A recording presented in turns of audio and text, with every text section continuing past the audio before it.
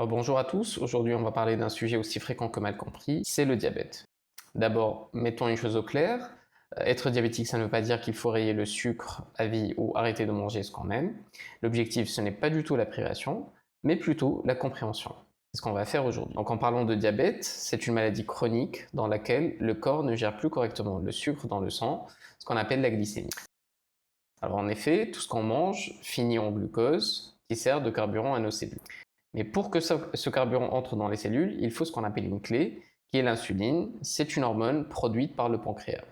Elle joue un rôle crucial dans la régulation du taux de glucose dans le sang, aussi appelé la glycémie. Donc, elle permet au glucose issu de l'alimentation d'entrer dans les cellules pour être utilisé comme source d'énergie ou être stocké dans ces cellules.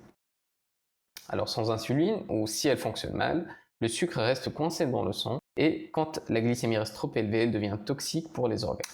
Alors, on va parler de plusieurs types de diabète, particulièrement deux principaux. Nous allons commencer par le diabète de type 1, qui est une maladie auto-immune. Alors, le système immunitaire va détruire les cellules du pancréas qui produisent l'insuline, et la conséquence serait que le corps n'en produirait plus du tout. Cela commence souvent dans l'enfance ou dans l'adolescence, c'est le phénotype classique du diabète de type 1. Cependant, actuellement, on peut observer des diabètes de type 1 de plus en plus âgés vers l'âge adulte. Les symptômes arrivent souvent brutalement, à type de fatigue intense, soif excessive, urine fréquente, amaigrissement rapide. Cet amaigrissement peut être expliqué par le fait que le corps n'utilise plus ce glucose et donc il va puiser dans les réserves du corps et donc perdre du poids. Ces patients ont besoin d'insuline à vie sous forme d'injection ou sous forme de pompe à insuline. Le diabète de type 2 est beaucoup plus progressif que le diabète de type 1. Ici, il ne s'agit plus d'une destruction des cellules bêta par un mécanisme auto-immun, mais plutôt le fait que le pancréas produit encore de l'insuline et que les cellules n'y répondent plus bien. C'est ce qu'on appelle l'insulinorésistance.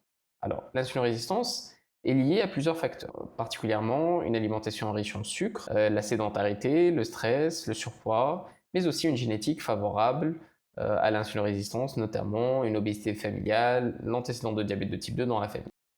Alors souvent, le diabète de type 2 reste silencieux pendant plusieurs années, ce qui lui confère ce caractère euh, dangereux au fil du temps. Il est plus fréquent après 40 ans, mais touche de plus en plus de jeunes actuellement, vu le changement de l'épidémiologie et l'accroissement de l'obésité juvénile. Alors certains signes doivent alerter, surtout s'ils apparaissent ensemble, notamment la soif excessive, ce qu'on appelle la polydipsie, l'urine fréquente, ce qu'on appelle la polyurie, la fatigue anormale, une perte de poids inexpliquée, la vision floue, les infections fréquentes, particulièrement les infections urinaires ou les infections de la peau, et une tendance à la cicatrisation lente. Aussi, nous avons un autre type précurseur du diabète de type 2, ce qu'on appelle le prédiabète. C'est comme un signal d'alarme que le corps n'arrive plus à bien utiliser le sucre dans le sang et par conséquent le sucre va s'élever. Donc le taux de sucre reste trop élevé pour être normal, mais pas assez pour parler de diabète. Et ce n'est pas rare. Un adulte sur trois peut être en prédiabète sans le savoir. Donc comme on a dit, plusieurs facteurs contribuent à cet état. Comme on l'a dit précédemment, la génétique, la sédentarité, l'obésité et la malbouffe. Mais le plus important, c'est que le prédiabète reste réversible par rapport au diabète de type 2. Donc, avec une alimentation plus équilibrée, plus végétale, moins sucrée, favoriser une activité physique constante à raison de 30 minutes par jour ou 250 minutes par semaine, du sommeil de qualité, on peut revenir à la normale et améliorer ses chiffres glycémiques et faire la réversibilité du prédiabète.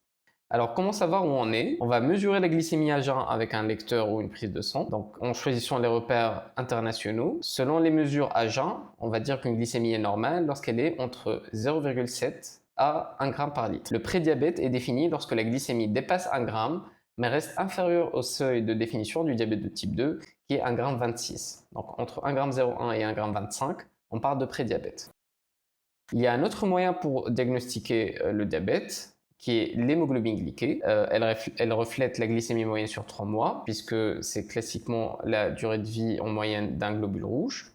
Et donc l'hémoglobine glyquée est dite normale lorsqu'elle est inférieure à 5,7%. On parle de prédiabète lorsqu'elle est entre 5,7 et 6,4%. Et l'authentique diabète est défini lorsque l'hémoglobine glyquée dépasse 6,5%. Il ne faut pas oublier que l'hémoglobine glyquée n'est utilisée que lorsque la méthode est une méthode de référence.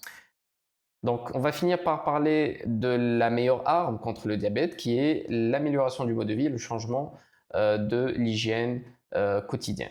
Donc, particulièrement, on va axer notre prise en charge sur une alimentation équilibrée, moins d'aliments ultra transformés, plus de légumes, de fibres, de bonne graisse, bouger tous les jours, comme on l'a dit, 30 minutes par jour. L'activité physique peut être orientée selon le type et l'âge du patient.